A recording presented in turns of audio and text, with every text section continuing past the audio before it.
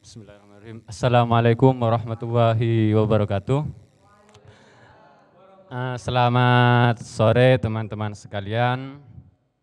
Semoga keadaan kita selalu baik-baik saja di tengah pandemi ini ya. Dan pada kesempatan kali ini kita kedatangan tamu istimewa ya dari Komisioner Bawaslu Jatim, Mbak Nur Elia Anggraini. Ya, hafal, Mbak. Mbak Nur Elia Anggraini telah meluangkan waktunya dan kami sangat mengucapkan banyak terima kasih Mbak atas kesempatannya datang ke rumah kita ya.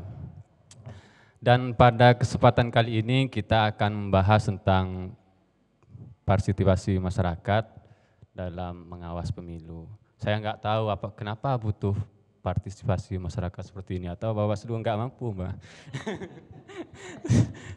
saya nggak tahu ya, tapi mungkin ada beberapa bagian yang memang harus saling bersinergi mungkin begitu.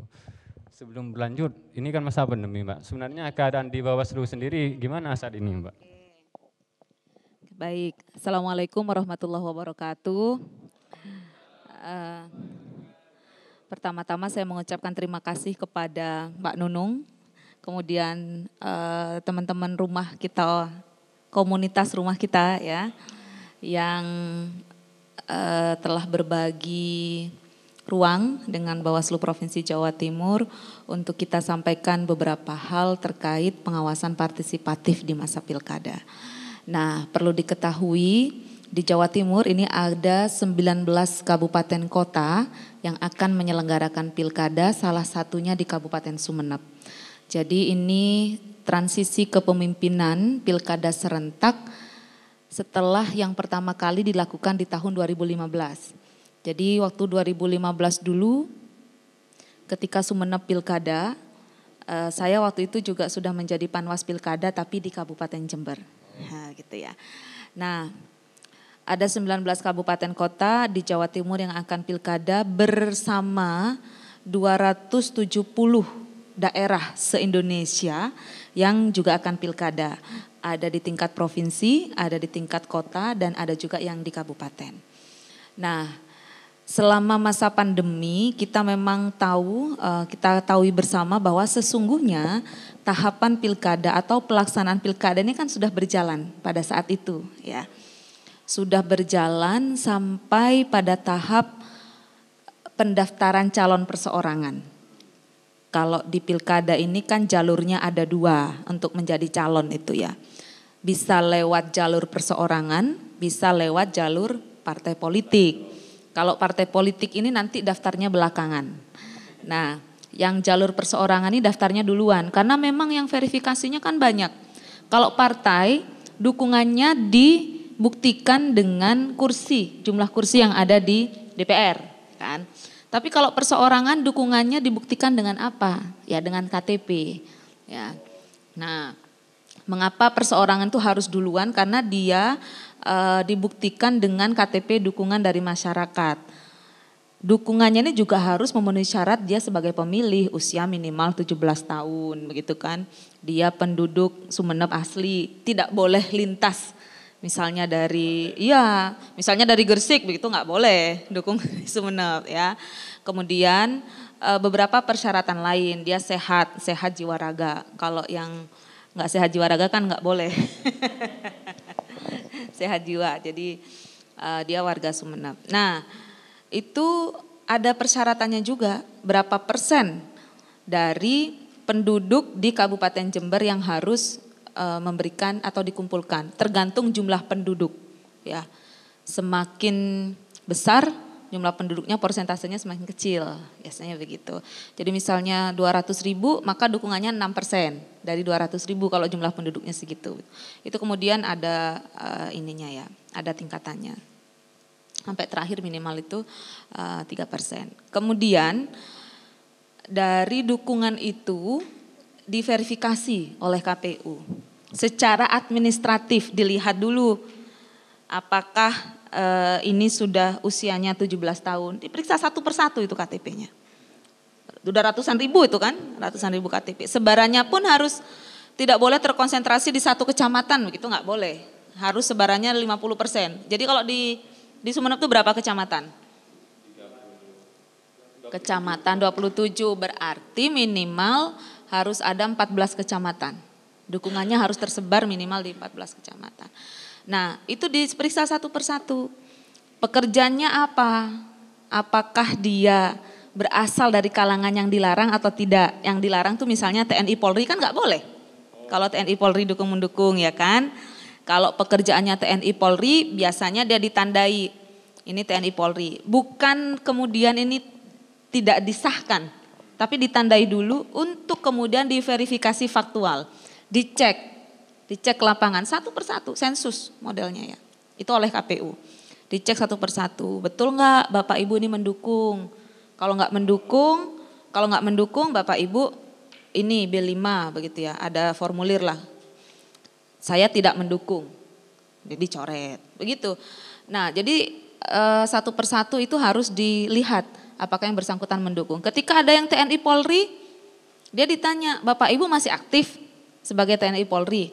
Karena KTP sekarang kan seumur hidup ya berlakunya. Nah, sehingga yang TNI Polri ini harus dicek apakah Bapak Ibu ini masih aktif sebagai anggota TNI Polri. Kalau masih aktif dia tidak memenuhi syarat baru dicoret gitu ya.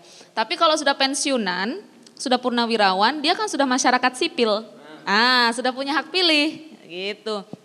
Nah, masa pandemi kemarin tahapan itu berhenti setelah verifikasi administrasi.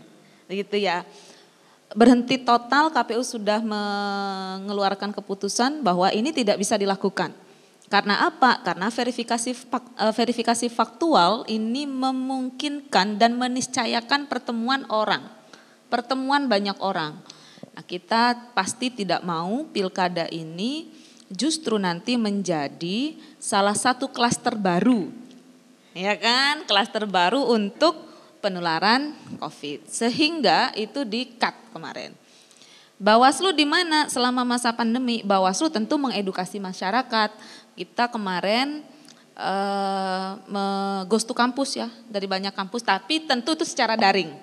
Karena pandemi kita ghost to kampus, kita kemudian ada SKPP daring, di sini ada alumninya.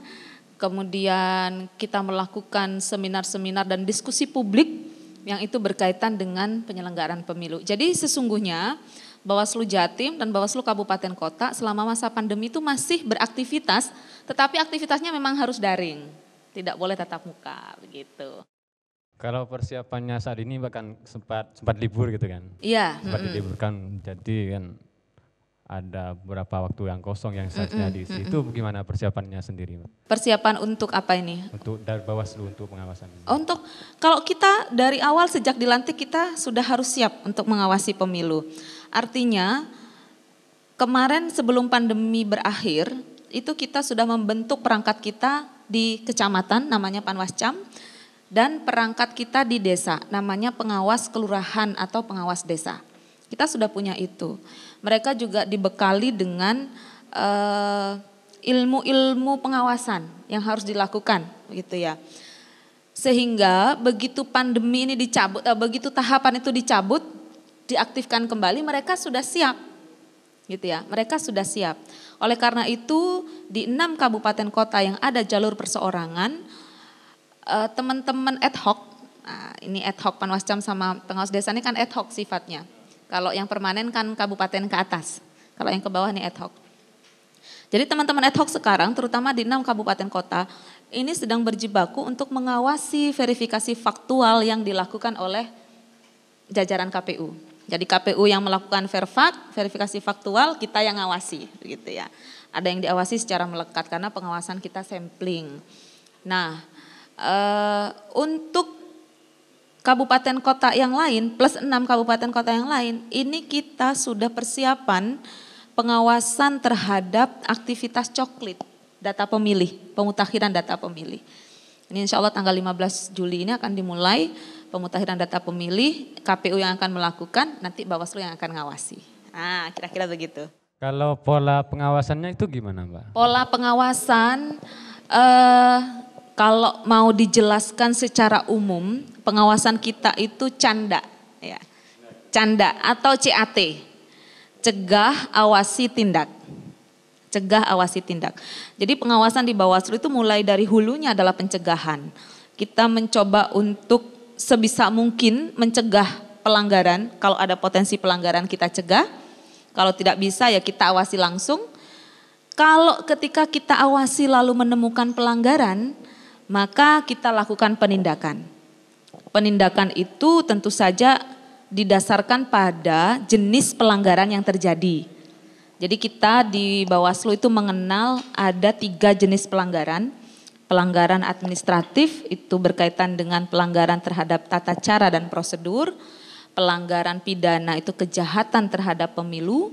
Kemudian pelanggaran etik, pelanggaran terhadap sumpah dan janji jabatan penyelenggara pemilu. Itu hanya mengikat penyelenggara pemilu kalau yang pelanggaran etik itu ya. Penyelenggara pemilu dalam hal ini KPU, Bawaslu dan DKPP.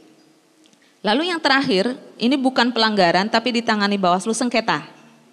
Kalau ada sengketa, perselisihan ya sengketa itu baik antar satu peserta dengan peserta yang lain atau antara peserta dengan penyelenggara pemilu dalam hal ini KPU. Ketika terjadi sengketa maka Bawaslu di situ melakukan penyelesaian sengketa baik melalui mediasi maupun adjudikasi. Begitu. Kalau dari sisi masyarakat apa saja yang bisa dilakukan masyarakat untuk Nah, partisipasi ini, Pak? saya ingin bercerita yang paling dekat, ya tahapan yang paling dekat. Kebetulan di Sumeneb ini tidak ada calon perseorangan, tetapi akan ada coklit, pengawasan coklit. Ya. Yang pertama, pentingnya pengawasan partisipatif ini sebetulnya pada tataran praktis adalah untuk memberikan ruang ekspresi kepada masyarakat. Jadi masyarakat ini ketika ada masyarakat menemukan dugaan-dugaan pelanggaran, katakanlah misalnya sampean tiba-tiba tidak masuk di daftar pemilih, begitu ya. Lalu sampean tidak menemukan saluran untuk menyampaikan bahwa sampean tidak masuk daftar pemilih. Kalau ruangnya tidak dibuka ini kan nggak ada salurannya, begitu ya. Sehingga ruang partisipasi masyarakat tetap kita butuhkan. Kemudian mengapa ruang Bawaslu perlu untuk membuka ruang partisipasi masyarakat itu? Ini untuk menyalurkan apa yang menjadi keinginan dan masukan dari masyarakat. Kita tentu harus mengakui bahwa berjalannya pemilu dan pilkada ini tidak akan luput dari kesalahan-kesalahan, betul nggak? Tidak akan luput dari persoalan-persoalan. Sementara kalau misalnya kita hitung, Bawaslu Provinsi itu 7 orang, Bawaslu Kabupaten Sumeneb itu 5 orang, ya. Panwascam di masing-masing kecamatan 3 orang, pengawas desa di masing-masing desa itu 1 orang, hanya itu saja perangkat kita. Sementara yang harus diawasi, katakanlah DPT di Kabupaten Sumeneb itu 1 juta. Masyarakatnya mungkin 1 juta berapa di sini? 1 juta ya kira-kira ya. Lebih ya. Masyarakatnya lebih 1 juta. Dengan perangkat yang sedikit itu tidak mungkin itu kemudian dibebankan seluruhnya kepada KPU dan Bawaslu. Sehingga butuh yang namanya partisipasi masyarakat. Jadi ini sesungguhnya pemilu dan pilkada ini kan hajat hidup orang banyak. Gitu ya, hajat hidup orang banyak, hajat hidup semuanya baik dari masyarakatnya, penyelenggara pemilunya, pemerintahnya. Jadi kalau saya sebut ini ekosistem pilkada itu harus ada di situ semuanya. Begitu. Ini lagi Pak, ini sangat perlu diketahui. Siap. Ya soalnya begini, seiring berjalannya kadang masyarakat takut Pak. Mungkin karena merasa tidak punya jaminan hukum yang kuat atau jaminan keamanan yang betul gitu. Nanti bisa secara hukum ada jaminan, tapi secara keamanan, secara personal, mereka akan takut seperti itu. Bagaimana ya. itu Pak, jaminannya? Iya, jadi gini, saya mau cerita dulu sebelum ke sana ya. Jadi pintu masuk untuk penanganan pelanggaran, itu kan kira-kira masyarakat mau melapor ketika ada pelanggaran begitu ya. Pintu masuk untuk penanganan pelanggaran itu ada 2. 1, berdasarkan hasil temuan dari jajaran pengawas pemilu yang saya sebutkan tadi, Bawaslu Sumeneb, Panwascam, pengawas desa atau nanti pengawas TPS. Ya. Bisa melalui temuan mereka ketika mereka ini kan mereka mengawasi langsung tuh ke lapangan. Ada temuannya enggak? Bisa dari pintu temuan, bisa dari masyarakat laporan. Jadi kalau misalnya masyarakat itu menemukan pelanggaran, lalu masyarakat mau melaporkan, itu pintu laporan namanya. Jadi bisa dari pintu temuan, bisa dari pintu laporan. Kalau laporan tuh pasti dari masyarakat. Entah itu masyarakat partai politik, entah itu masyarakat tim sukses, yang penting dari masyarakat yang punya hak pilih. Gitu ya. Kalau anak-anak nggak boleh. Kalau anak-anak yang laporan nggak boleh. Nah kalau yang dari pintu temuan itu sudah langsung dipelinokan. Tapi kalau yang dari laporan itu harus ada. Ini bahasanya memang sangat kaku ya. Karena memang hukum sekali. Pakai logika hukum, syarat formil material namanya. Jadi identitas pelapor harus lengkap, ya kan.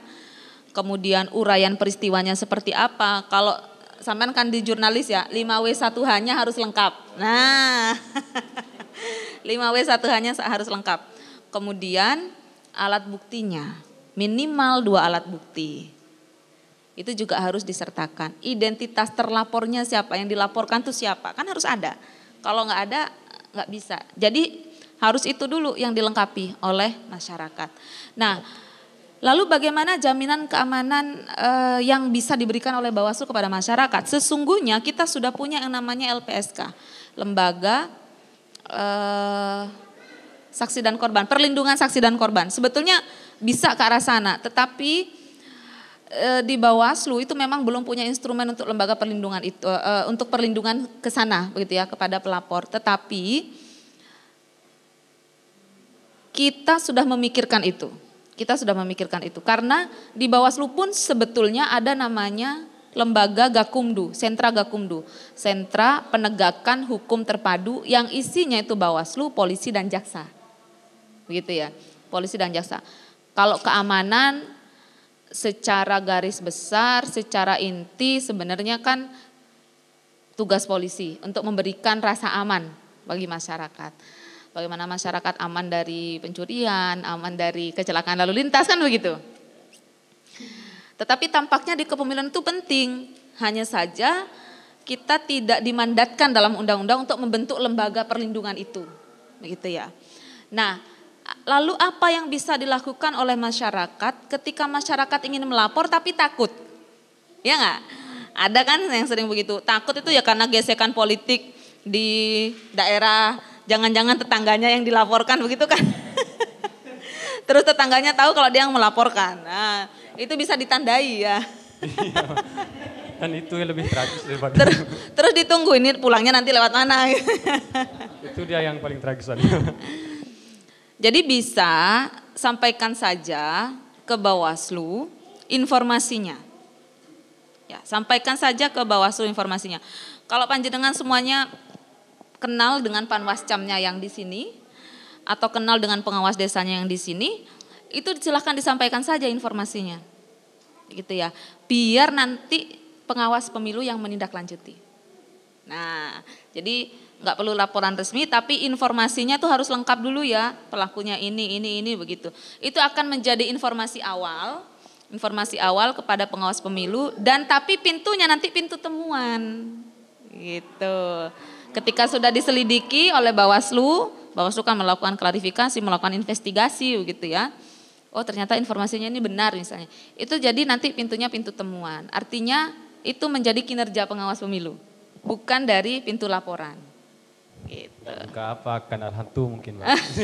Maksudnya kanal hantu itu ada email khusus sebatas pengaduan, tapi kan ada sebetulnya. Kita di Bawaslu itu punya web dan semua medsos. Bawaslu Sumeneb juga ada. Jadi kalau di Sumeneb itu sumeneb.bawaslu.go.id. Itu ada, kemudian medsosnya juga ada, emailnya juga ada, dan itu bisa dimanfaatkan oleh masyarakat yang ingin menyampaikan laporan atau informasi awal itu. Data pelapor gimana Mbak? Identitas pelapor nanti ketika sudah masuk pada tahap status laporan itu pasti terpublish kalau itu lewat laporan resmi ya. Nah, tapi kalau misalnya informasi-informasi begitu kan enggak. Kalau lewat laporan resmi dia dipublish, tapi kalau lewat yang itu tadi ya, ngasih info WA begitu nggak apa-apa, nggak dipublish kalau itu. Kan yang rawan serangan fajar gitu. Kalau serangan fajar kan mau dibuktikan gimana gitu kan. Iya. Wong dianya mau juga kan. Serangan fajar. Tapi kalau di pilkada itu politik uang tuh kayak suap loh. Jadi ar-rashi wal murtasi finnar, yang ngasih dan yang nerima sama-sama kena pidana. Oh iya. Bener, iya. Lebih kejam sebetulnya undang-undang pilkada itu. Kalau undang-undang pemilu yang kena itu hanya yang ngasih. Tapi kalau undang-undang pilkada yang ngasih dan yang terima itu sama-sama kena. Makanya saya bilang ar-rashi wal murtasi finnar itu. Kalau yang pilkada. Yang menyuap dan yang suap sama-sama masuk neraka. Mudah sekali masuk neraka. Ada lagi ini seperti itu, kadang masyarakat tidak percaya kepada Bawaslu. Saya dulu bekerja di jurnalis harian sebenarnya. Oke. Itu memang banyak ketika demo itu pas orasi pasti itu karena mereka tidak percaya ke Bawaslu sehingga demo berjilid-jilid. Untuk membangun kepercayaan itu gimana Bawaslu, Mbak? Iya, membangun kepercayaan tuh memang harus dengan kinerja ya. Memang harus dengan kinerja. Kalau momentumnya momen elektoral begini, pasti semua mata itu tertuju kepada KPU dan Bawaslu sebagai penyelenggara pemilu. Ketika ada masyarakat yang demo, berarti masyarakat perhatian, ya kan, terhadap kinerja lembaga kita. Kita sering berpesan sebetulnya kepada teman-teman kabupaten kota, Panwascam, PKD, pengawas kelurahan dan desa untuk tidak tipis telinga, tidak mudah tersinggung begitu ya. Karena saya meyakini obat itu pahit tapi dia menyembuhkan. Jadi kita selalu percaya, kayaknya nggak suka minum obat. Kita selalu percaya apa yang disuarakan oleh masyarakat kepada kita itu sebagai obat. Sebagai pelecut bagi kita untuk bekerja dengan baik. Sesungguhnya kalau misalnya masyarakat mau bermain ke kantor Bawaslu atau mau bermain ke kantor virtualnya Bawaslu dalam hal ini website, itu bisa dilihat kok. Kalau misalnya kita menangani dugaan pelanggaran, itu tuh kita punya kewajiban untuk mempublikasikan kalau itu memang kalau memang memenuhi unsur istilahnya ya, memenuhi unsur sampai kemudian ada putusan. Apakah putusannya disanksi atau tidak, itu kita punya kewajiban untuk mempublish itu di website, gitu. Tetapi yang dilihat oleh masyarakat ini kan gini loh, yang dilihat oleh masyarakat kerja-kerja yang seperti itu. Tapi kerja-kerja pencegahan ini kan tidak bisa diukur, Mas. Iya kan? Kerja-kerja pencegahan itu kan nggak bisa diukur. Misalnya kita sosialisasi begini, kita tidak bisa loh mengukur di sini. Ketika kita sudah sosialisasi ke sana, berapa orang yang nyantol untuk nolak pemberian politik uang. Kan nggak bisa diukur. Iya kan? Iya, namanya Fajar masih remang-remang. Iya, nggak bisa diukur. Tapi kalau kita menghukum orang, itu udah langsung kelihatan. Kayak di Sampang, pemilu kemarin 2 orang dipidana. Masuk penjara, Mas. 8 bulan dan 6 bulan. Gara-gara apa? Melarikan kotak suara di TPS. Itu hukuman pidana tertinggi di Indonesia. Di Kabupaten Mojokerto kepala desa masuk 2 bulan. Kampanye dia. Di Banyuwangi ada. Masuk juga. Di Sidoarjo dia nyoblos surat suara. Masuk, kena pidana. Kades di Madiun juga sama, kena pidana itu. Nah, yang dilihat masyarakat tuh inginnya ya seperti itu gitu loh. Padahal nggak ada, ya kan? Padahal nggak ada. Tapi untuk mengukur kerja-kerja pencegahan, itu yang kita bagaimana ya mengukur kerja pencegahan ketika kita sosialisasi seperti ini. Hasilnya kan nggak bisa sekarang, ya kan. Tapi ketika kita sosialisasi kita sudah sampaikan apa bahayanya politik uang, misalnya begitu. Lalu orang tidak menolak, orang kemudian menolak, yang di sini menolak. Yang menolak ini nggak mungkin laporan ke Bawaslu, hei Bawaslu habis saya disosialisasi saya nolak loh politik uang. Terus kita centang 1 gitu misalnya ya. Ya, nggak bisa diukur, Mas. Padahal pencegahan itu banyak yang kita lakukan.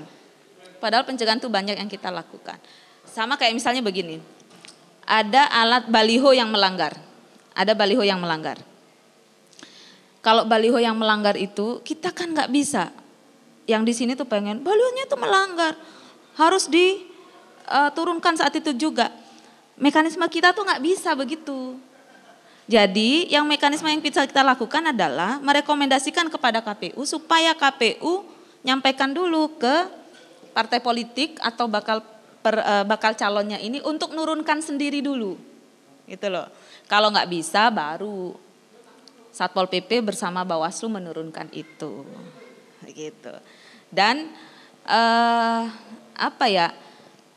sepanjang bisa kita lakukan, misalnya kita sudah jauh-jauh hari dengar ada orang mau pasang baliho di sekolah, kita datengin ke rumah orang yang bersangkutan, Pak, katanya mau pasang baliho di sini ya, nggak boleh Pak kalau di sekolah. Kemudian dia rela tahu secara sadar begitu memindah balihonya, tidak di tempat yang terlarang. Itu kan kerja pencegahan sebetulnya, tapi nggak bisa diukur, Mas. Ya, takutnya kan Pak, ini jangan dibenak. Takutnya Enggak, kan gitu, Pak. tentu kan cara pendekatannya persuasif ya, tidak semata-mata kan daripada itu ditertibkan, kemudian jadi ada di gudang gitu ya, jadi berita justru merugikan dia sendiri, kan lebih baik digeser sedikit, jangan di sekolah itu, misalnya di seberangnya agak jauh begitu, kan boleh. Masih banyak sebetulnya tempat-tempat strategis kan yang bisa dipasang baliho. Ditekan. Itu biasanya ketidakpercayaan itu berawal dari ketidakterbukaan informasi. Mereka menganggapnya tidak terbuka. Terbukaan informasi di Bawaslu sendiri itu gimana? Ada perbawaslunya. Jadi kita tuh sebetulnya di Bawaslu RI ini sudah 2 tahun berturut-turut Bawaslu RI itu menjadi lembaga publik non kementerian yang paling informatif. Kita itu sudah ada Undang-Undang Keterbukaan Informasi Publik nomor 14 tahun 2008. Ada Perbawaslu tentang keterbukaan informasi publik. Di situ sudah sangat jelas informasi apa saja yang dikecualikan dalam pilkada, informasi apa saja yang dikecualikan dalam pemilu. Di luar ketetapan informasi yang dikecualikan itu berarti sifatnya terbuka. Dan sudah kita buka. Kalau mau cek di website kita, pengawas kecamatan kita berapa, kemudian harta kekayaan masing-masing pimpinan itu berapa, ada. Putusan-putusan, dokumen putusan kita, putusan-putusan pidana yang saya sebutkan tadi itu ada. Dokumen putusan beberapa media yang terkena sanksi administratif karena melakukan kampanye di luar waktunya, itu juga ada. Ada semua kalau mau berkunjung ke web ya. Ada, so kita publish semua yang sifatnya informasi publik pasti kita publish. Tapi kalau yang dikecualikan nggak bisa. Kalau ada yang minta tentu kita tolak. Kalau yang bersangkutan tidak menerima itu nanti ada uji konsekuensi kan. Kalau di Undang-Undang Keterbukaan Informasi Publik, kalau di Bawaslu uji konsekuensinya ada di Bawaslu RI. Begitu. Yang dikecualikan itu apa, Pak? Yang dikecualikan banyak, misalnya form A, form hasil pengawasan itu dikecualikan. Hasil pleno, risalah pleno. Jadi dokumen pleno itu nggak bisa. Kemudian dokumen pemeriksaan saksi-saksi, pemeriksaan terlapor, pemeriksaan pelapor itu dikecualikan. Tapi kalau sudah dokumen putusan enggak. Tapi kalau masih dalam pemeriksaan, masih dalam investigasi, masih dalam klarifikasi itu tertutup. Contohnya itu. Oke, siap sih. Kenapa? Kok saya kayak lupa mendadak setelah tertawa. Ya, sebagai lembaga Bawaslu kan bukan lembaga absolut gitu. Jadi saya pikir ini pendapat pribadi ya. Harus ada diawasi juga gitu loh, Mbak. Loh, Bawaslu harus diawasi. Kita tuh lembaga masyarakat mengawasi itu. Kita tuh lembaga pengawas yang juga diawasi. Siapapun boleh mengawasi kita. Kita ini sudah sangat terikat dengan sumpah janji jabatan, kode etik dan kode perilaku. Sekali kita melanggar itu kena DKPP. Dewan Kehormatan Penyelenggara Pemilu, ya. Sanksinya itu bisa sampai pemecatan. Pemberhentian tetap, jangan keliru ya. Jadi kita tuh sampai begini loh.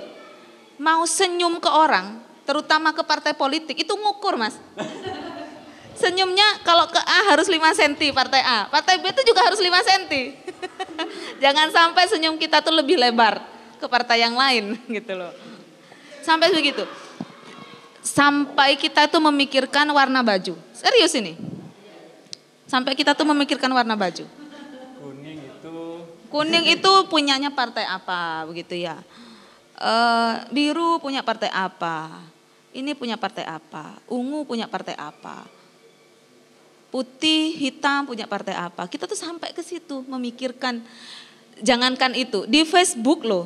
Di Facebook, kalau ada teman kita yang partai politik, kita tuh juga mikir, ini status Facebooknya apa ya. Kalau berisi dia soal kampanye partai politik, atau tidak kampanye tapi bajunya dia pakai baju partai.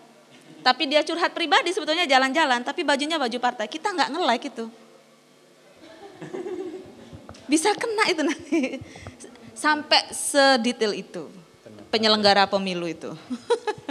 Lek memasukkan bendera juga ya. Jadi masih lupa mendadak? Enggak, katanya sudah jeda. Iya. Ya, sekarang bagaimana menempatkan diri di berbagai porsi. Bawaslu menempatkan dirinya, pemilih menempatkan dirinya, partai politik dan kontestan. Harusnya gimana? Iya, saya kira kita ini sudah, mandat kita ini kan sudah jelas. Tugas, fungsi dan wewenang Bawaslu sudah jelas. Tugas, fungsi dan wewenang KPU sudah jelas. Masyarakat sangat boleh berbondong-bondong untuk ikut berpartisipasi. Partisipasi ini tidak hanya datang ke bilik suara, nyoblos, kemudian keluar angkanya. Yang golput sekian, yang milih sekian, yang tidak sah sekian. Tidak hanya itu, jauh dari itu bagaimana masyarakat ikut ngawal. Yang saya tadi bilang, ketika masyarakat melihat ada baliho melanggar, tolong jangan diturunkan sendiri. Nanti dianggap pasal menghilangkan, dianggap pasal menghilangkan alat peraga kampanye. Dan itu tidak boleh ya. Jadi kalau ada baliho yang melanggar, silakan dilaporkan ke pengawas. Pengawas itu ada di tingkat desa, nanti akan ada di tingkat TPS, H-23, ada di tingkat kabupaten. Biar nanti yang berwenang yang menurunkan. Kalau diturunkan sendiri nanti kasihan masyarakatnya. Bisa dilaporkan itu nanti. Lumayan juga itu, Mbak. Itu baliho yang dilarang yang gimana itu, Mbak? Baliho yang cepat ditemukan lah. Baliho yang dilarang itu kalau di undang-undang dilarang ditempatkan pada tempat-tempat terlarang. Tempat terlarang itu apa? Tempat ibadah, lembaga-lembaga pemerintah, lembaga pendidikan, itu dilarang ya. Termasuk pesantren sebetulnya nggak boleh. Kemudian lembaga-lembaga kesehatan kayak puskesmas, begitu tidak boleh. Lembaga ibadah itu kayak masjid, gereja, itu tidak, yang jelas tidak boleh itu. Kemudian di jalan-jalan protokol, jalan-jalan bebas hambatan kayak di tol, itu nggak boleh. Termasuk pada tempat-tempat yang dilarang oleh peraturan daerah setempat. Jadi kalau misalnya Sumeneb ini punya perda melarang pemasangan APK di mana, misalnya di alun-alun, ya nggak boleh juga berarti. Begitu. Jadi ada yang dilarang undang-undang, ada yang dilarang oleh perda. Sebetulnya lebih banyak bolehnya kok daripada dilarangnya itu, benar. Sebetulnya lebih banyak bolehnya, hanya itu. Tempat yang lain boleh kan, luas malah.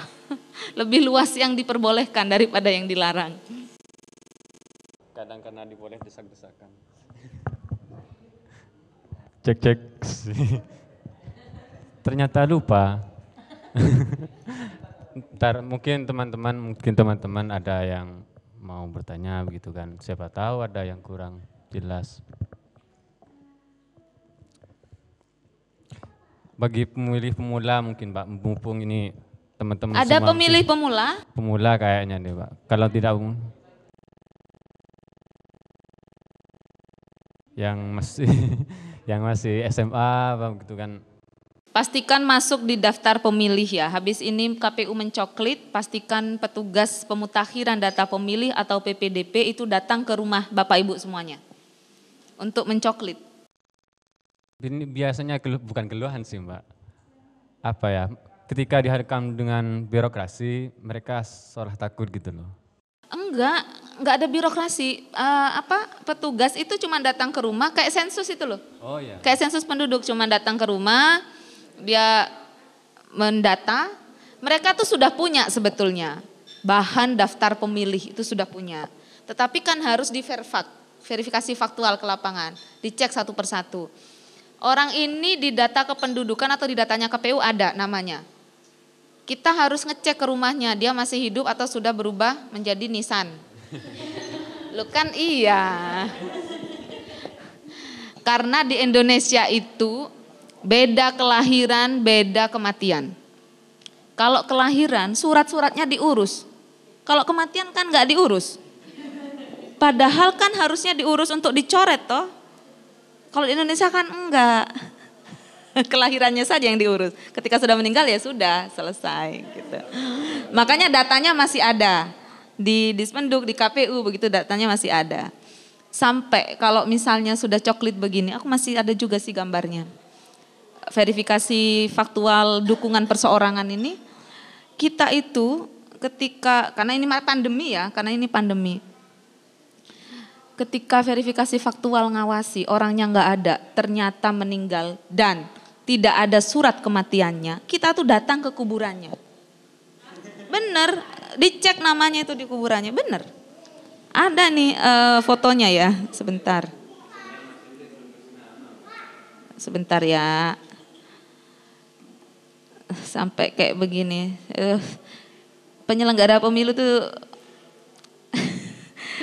ya seneng sebenarnya, seneng. Sebentar. Terus kalau misalnya ada yang positif COVID, ya harus video call. Jadi harus dipastikan, memang harus dipastikan. Nih, yang ke Nisan. Verfak dia tuh. Jadi kalau saya bilang, kita tuh ngawasi hampir semuanya selain malaikat. Bener, ngawasi yang ada di atas bumi dan di bawah bumi. Ya, jadi yang meninggal itu diawasi. Mawasi yang hidup maupun benda mati. Pohon-pohon, jangan-jangan kalau kita tahu kalau pemilu sama pilkada penunggu pohon itu beda. Iya kan? Dulu sebelum musim pilkada penunggunya siapa? Setelah musim pilkada pemilu cantik-cantik ganteng-ganteng yang nungguin. Itu juga kita awasi, jangan-jangan ada yang dipaku. Kan nggak boleh kalau dipaku. Gedung-gedung pemerintah juga diawasi, jangan-jangan ditempeli stiker. Kan nggak boleh itu ditempeli stiker. Jadi benda hidup, tak hidup, di atas bumi dan di bawah bumi. Dari anak-anak sampai dewasa. Anak-anak apa onggu nggak punya hak pilih? Jangan-jangan ada yang mengeksploitasi anak-anak untuk ajang kampanye. Ajang kampanye. Pakai kaos kampanye. Iya, ada nggak? Ini sebenarnya luput dari pertanyaan. Iya, karena kalau ngomong pengawasan partisipatif, teman-teman di sini pasti kemudian terbayang betapa banyak yang harus diawasi. Ya kan, mulai dari pencalonan, dukung perseorangan itu, coklit, kemudian nanti tahapan kampanye, belum lagi kita ngomong dana kampanye. Dana kampanye, belum ngomong pengawasan hari H, hari tenang, pengawasan penghitungan. Penghitungan ini yang cukup rawan juga, jangan sampai ada pindah suara, jangan sampai ada yang salah tulis, mau nulis 3 jadi 8.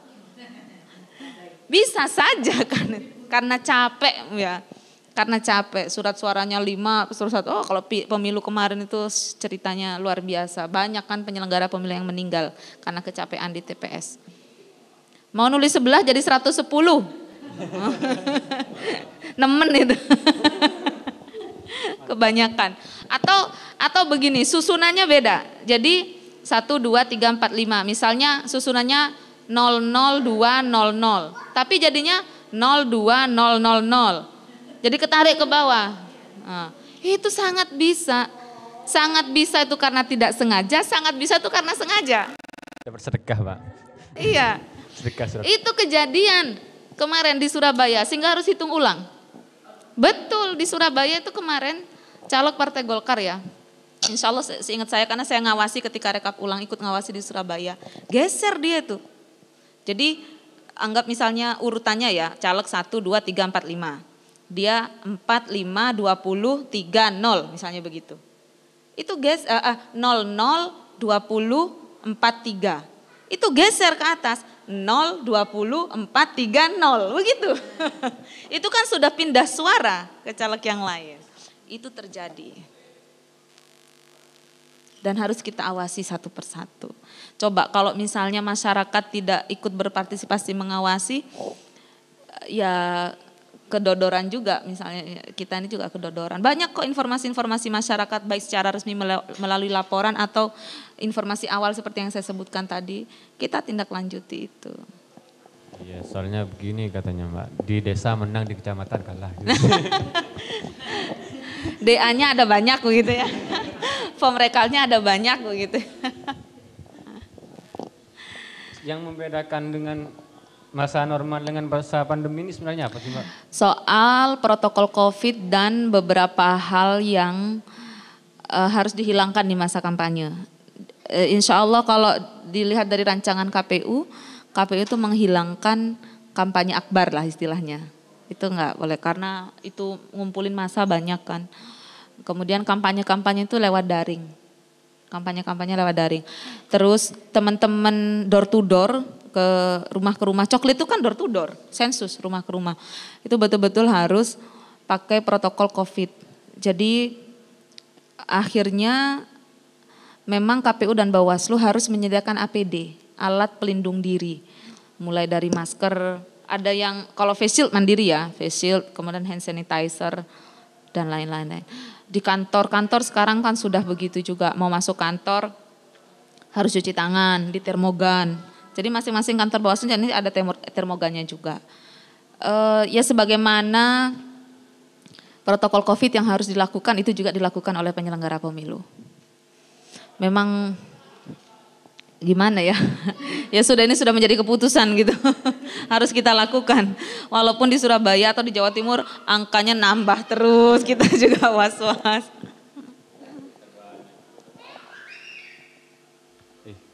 Malam, sudah malam juga ternyata Mbak. Sudah malam. Ya, mungkin nasihat terakhir Mbak. Nasihat terakhir, enggak lah ini. Wasiat, jangan. Saya masih pengen kesini, jangan udah wasiat dulu dong. Yang enggak lah Mbak, wasiat terakhir. Iya, kalau saya berpesan di sini satu, pastikan kita menjadi pengawas untuk diri kita sendiri dulu. Mungkin yang ikut SKPP ini sudah tahu. Dan saya tidak bosan untuk mengingatkan itu. Menjadi pengawas diri sendiri itu misalnya satu, pastikan kita masuk di daftar pemilih. Sehingga pada 9 Desember nanti kita mudah untuk mencoblos. Yang kedua, tolak segala jenis bentuk kampanye yang tidak mendidik kita. Terutama politik uang. Ya. Jangan terima politik uang. Nah kan. Jangan 50.000 lumayan ya beli data pulsa ya. Jangan terima politik uang. Enggak ada baiknya politik uang itu. Enggak ada baiknya. Mau diterima terus. Saya tuh kalau mau buka datanya KPK ngeri. Saya tuh sebenarnya sesungguhnya punya data KPK. Jadi bagaimana korelasi biaya pilkada dengan tingginya angka korupsi. Dan kepala-kepala daerah yang ditangkap oleh KPK. Kemarin kita ngundang KPK, undang pimpinan KPK di diskusinya Bawaslu Jatim, keluar semua itu datanya, trennya naik. Dari pilkada 2015, 2017, 2018. Kita nunggu yang 2020 ini gimana. Ada efek jerah enggak? Tapi trennya naik. 80% biaya pilkada itu ternyata bersumber dari eksternal. 80%. Artinya dari pemodal. Ya. Dan 76% pemodal itu berharap imbal jasa. Itu penelitian resmi KPK. Saya punya datanya, nanti saya share ya ke Mbak Nunung ya, data KPK itu. Ngeri kalau lihat datanya KPK itu, makanya jangan. Beneran. Berapa sih uang, misalnya ada yang ngasih 500.000? Enggak ada. Kalau 500.000 nuker kehidupan kita 5 tahun. Ya. Setahun berarti uang suara kita berapa? 100.000 sebulan, 9.600 sehari. Beli permen aja nggak bisa itu sehari. Terus kita mau menukar kehidupan kita 5 tahun. Padahal dalam 5 tahun itu bisa terjadi apa saja. Kita tahu undang-undang seluruh kebijakan yang dihasilkan oleh negara kita ini siapa yang buat? DPR dan Presiden. DPR dan Presiden siapa? Orang yang kita pilih selama 5 tahun ini, siklusnya 5 tahunan ini. Kalau kita milih Presiden dan DPR hanya karena itu ya wes, wassalam, tunggu saja gitu. Padahal loh, masnya mbaknya di sini mau jalan ke jalan raya sana nggak pakai helm, ditilang nggak? Enggak. Ke kota deh, ke kota. Ditilang kalau ketahuan. Ada yang bilang enggak ada yang bilang, saya kasih tahu Pak Polisi loh. Pak Polisi enggak ditilang. Misalnya ke daerah kota, ditilang enggak? Ditilang. Ditilang karena apa? Karena ada undang-undangnya. Yang membuat undang-undang siapa? Presiden dan DPR. Gitu. Sekolah bayar enggak? Bayar. Kenapa bayar? Ada aturannya. Yang buat aturan siapa? Presiden dan DPR. Gitu. Nggak ditilang. Saya pengen nyoba itu nggak ditilang beneran. Cerdas kadang teman-teman, Mbak. Sakti bukan cerdas, sakti. Jangan terima politik uang tapi terima uangnya gitu katanya. Saya nggak mau di sini nolak amplop. Isinya saja.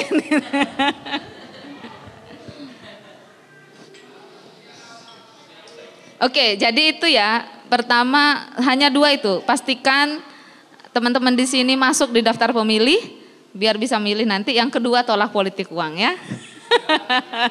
Harus ya. Oke, itu saja Mas. Terima kasih ya. Oke, terima kasih Mbak Mbak Eli ya, Mbak Eli. Ternyata kacamata saya kurang tajam ya. Terima kasih Mbak Eli telah telah berbagi dengan kita pada sore hari ini dan semoga teman-teman bisa mengambil hikmahnya dan kawan-kawan YouTuber juga bisa memetik hikmah dari semua ini. Kami ucapkan terima kasih. Jangan lupa like ya. Jangan juga like, share and subscribe. Oke? Oke, demikian. Akhirnya, assalamualaikum warahmatullahi wabarakatuh.